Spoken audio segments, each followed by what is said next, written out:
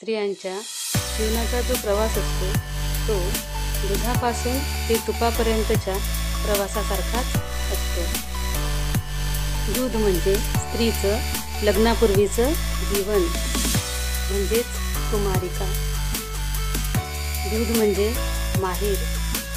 दूध म्हणजे आईवडिलांशी असलेलं नातं, शुभ्र, सकस आणि निर्भेळ, अगदी निसर्गासारखं, स्वच्छ, सुंदर आणि निरागस. कन्यादानाचं विरजन लागलं की कुमारिकेची वधू होते, म्हणजे दुधाचं रूपांतर दह्यामध्ये होत असतं. दही म्हणजे घीट होणं, घट्ट होणं. लग्नाच्या दिवशी कुमारिकेची नववधू होते आणि त्यानंतर बायको. पुढे बरीच वर्ष ती नवऱ्याच्या बाजूला खंबीरपणे उभी असते. कुंकवाचा धनी असलेला नवरा तिच्यासाठी पती परमेश्वर असतो आणि त्यामुळेच ती त्याच्याप्रती एवढी निष्ठा दाखवते. आता आणखी एक बदल, ते म्हणजे दह्यापासून ताकापर्यंतचा.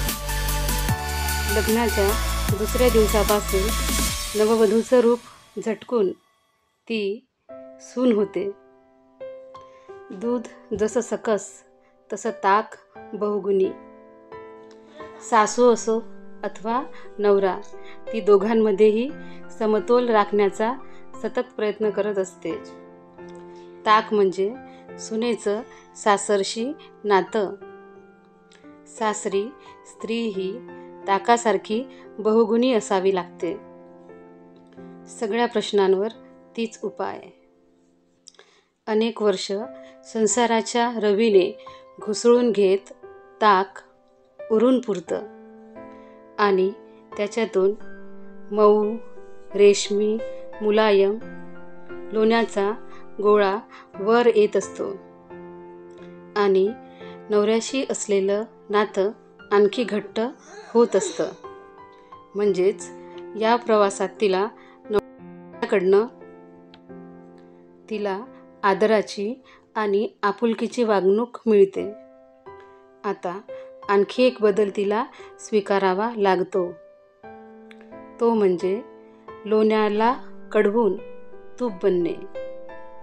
आता ती आजी होते आणि आपल्या नातवंडासाठी साजूक तूप, त्याचा आपण आपल्या आहारात समावेश करून बळकट होत असतो आणि त्या तुपाचा निरांजनात वापर करून ती देवासमोर आपल्या कुटुंबासाठी प्रार्थना करत असते आणि काही दिवसांनी ते संपून जातं.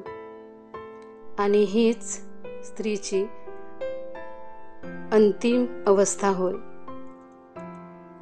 हा असा आहे स्त्रियांच्या आयुष्याचा प्रवास. स्त्री आहे तर श्री आहे, असा आहे स्त्रीचा संपूर्ण प्रवास. न थांबणारा, सतत धावणारा, न कावणारा, न घाबरणारा, कुटुंबासाठी झिजणारा, कुटुंबाची काळजी घेणारा. स्त्री जातीस मानाचा मुजरा. कारण घरातील स्त्री ही कधीच साधारण नसते, तर उत्पत्ती आणि प्रलय तिच्याच हातात असतो. थँक्यू.